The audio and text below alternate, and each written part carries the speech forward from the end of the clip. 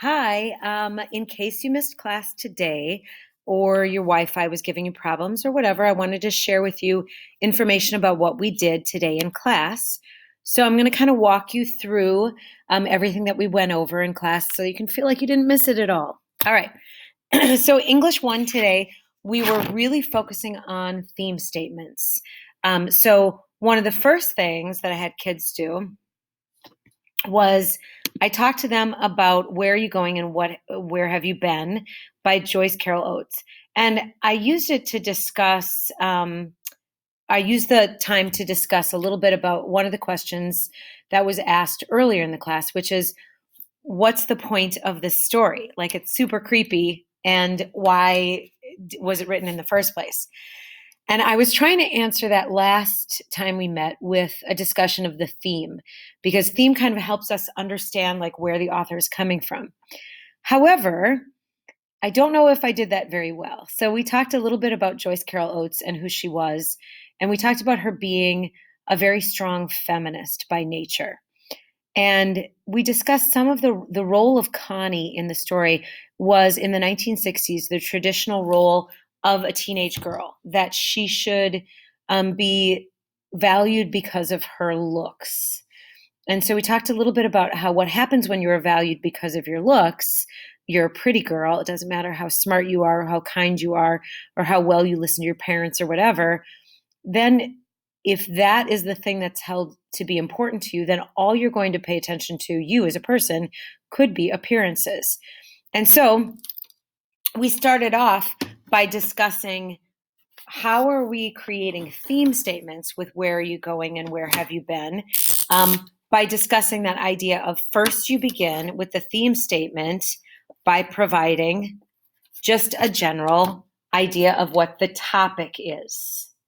So if a topic or a subject within Where Are You Going, Where Have You Been is, let's say, appearances. And in this case, if we talk about Connie's obsession with appearances and with her own appearance, we take that and we say, based on the events that happen in Where Are You Going and What Have You Been, what is Joyce Carol Oates trying to say about appearances? And so I had students create thesis statements or theme statements about appearances. And a lot of people put in statements that said things like, when you are only concerned about appearances, then you can be easily fooled by someone who is not all who they appear to be. So that is what Joyce Carol Oates essentially is saying about Connie and her obsession with appearances. Then I talked about there's another thing with appearance. I'm going to take the S off. That we can talk about as being a topic of Where Are You Going, What Have You Been, which is appearance versus reality. And in this case, we're talking about Arnold Friend. He is not all he appears to be. When Connie first sees him, he's this like kind of interesting, mysterious boy. But then as the story goes on, and he shows up at her door, he's not only mysterious, he's creepy. And he's not just a boy, he appears to be a lot older than she originally thought. So at first, his appearance is just this kind of like typical teenage boy. But then as the story goes on, the reality is that he becomes this kind of like creepy stalker guy. So if we say that the topic of the story is appearance versus reality, and we say that the thematic statement is that when you meet someone, the reality of who they are is not altogether apparent in the beginning. And we have to make sure that we understand who people really are before we let them into our lives. Now, I know Connie didn't invite him to come over, but that's there, right? So we can also talk about Where Are You Going and Where Have You Been on a whole bunch of other like topics. Like we can talk about it as being the social standing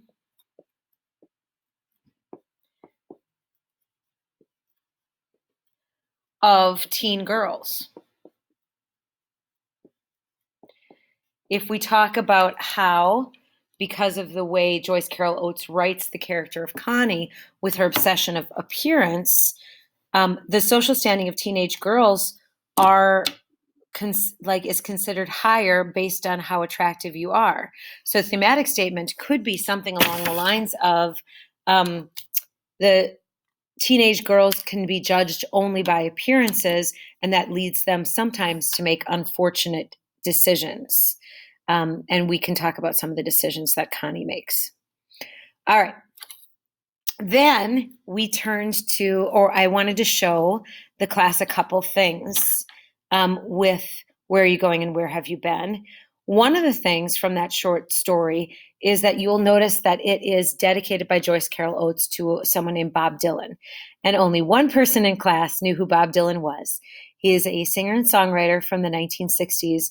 Basically, we owe so much of the way music is today to Bob Dylan and his roots. And he wrote a lot of songs that were like social, like questions about social justice and things like that.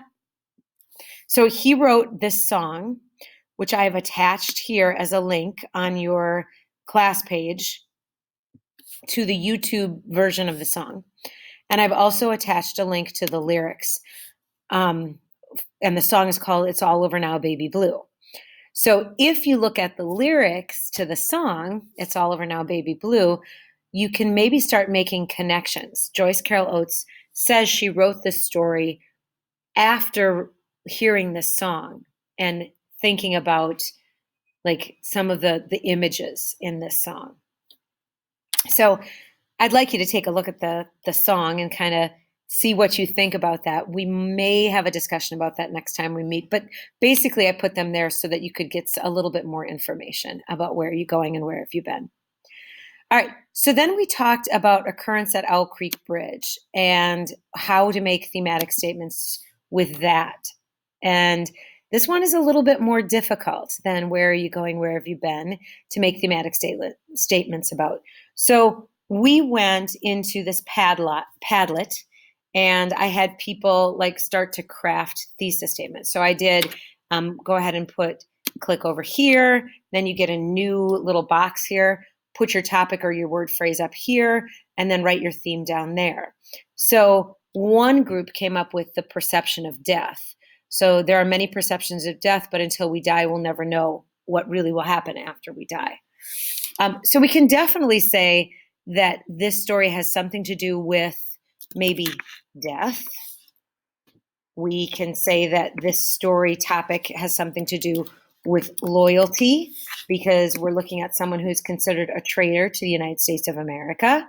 We can say something about how we fool ourselves, because we have this whole story that actually takes place in the moment of death of the main character, who is basically fooling himself into believing that he can escape and get away, and that he is able to escape and get away when in fact he's dead the whole time.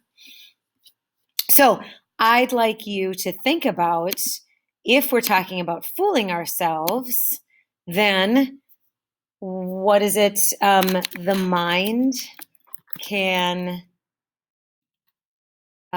do amazing things when we fool ourselves into believing that what we perceive is reality. Okay? Or we talk about loyalty, and we can say, when a human being is disloyal to their country, they can be punished swiftly. Right? We could say that. And then, of course, we've got death. One of the things that we talked about was death is inescapable. Not inescapable, but inescapable. All right. So death is inescapable. And that's one of the like main ideas that we can say we get from this idea, from this whole story, because he attempts to escape death, but he does not. And that's definitely a universal theme, that death is inescapable. So I told students that the three things that I wanted them to consider when considering theme was number one, is it based on a topic in the story? And then if it is, thumbs up. Number two, is it considered universal? Meaning, could you imagine that theme being applied to other stories? Thumbs up if you can. And then number three, which is something that we needed to kind of look out about a little bit, is that theme statements are not lessons that we learn. Theme statements are what the author is saying about that subject. Sometimes it might be a lesson. It might be the moral of the story is don't judge a book by its cover, right? But it's usually not stated like a moral or a lesson. So you want to look out for that as you're doing theme statements. Okay, so we talked about that topic and theme question. And then what I did, if we go back to the class lesson plans, is I told kids, coming up, you're about to read a story called The Lie for September 14th. When we come back, you'll be taking your first test. And it is a test that is weighted. So it's going to be, you're going to be given a quality grade on that test. And it's based on character analysis. So we had a character analysis discussion with Occurrence at Owl Creek Bridge. And I had people turn in a discussion about like the characters in that. So these are some of the questions that you're going to want to have answers to when you do your assessment on Monday. So you will need to be able to pick out a dynamic or a round character from a story. Not only be able to identify them, but to be able to explain why they are round or flat. Next, you're going to need to be able to identify an action that character takes or a decision that the character makes somewhere in the story. So show an action or decision. Now, the key point about this action or decision is that it has to impact the plot, because the next question asks you, how does that action or decision impact the plot, or what happens in the story as a result of that action or decision? You also have to make sure that that action or decision somehow develops the character. So it has to be an action or decision that is key to the character's change in the story. How does the character change as a result of that action or decision? So we looked at both Where Are You Going and Where Are You From and Occurrence at Owl Creek Bridge. And I had the class split up into like different groups and take a look at those and pick a character and sort of answer those questions before they left class. Now, if you go back to the class plans, that's what we did in class.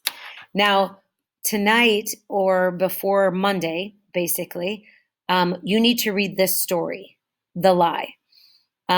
It's a pretty easy to comprehend story, and you need to start thinking of it in terms of character analysis, those questions that we just went over, as well as thinking a little bit about theme. What is the topic or the theme for The Lie? And when you come back on Monday, you're going to be taking a common assessment or a test on how well you know character analysis based on the characters in The Lie. So kind of think of those questions going into it. The questions, again, are linked right here on the character analysis document, so you can kind of think about those as you're reading the story.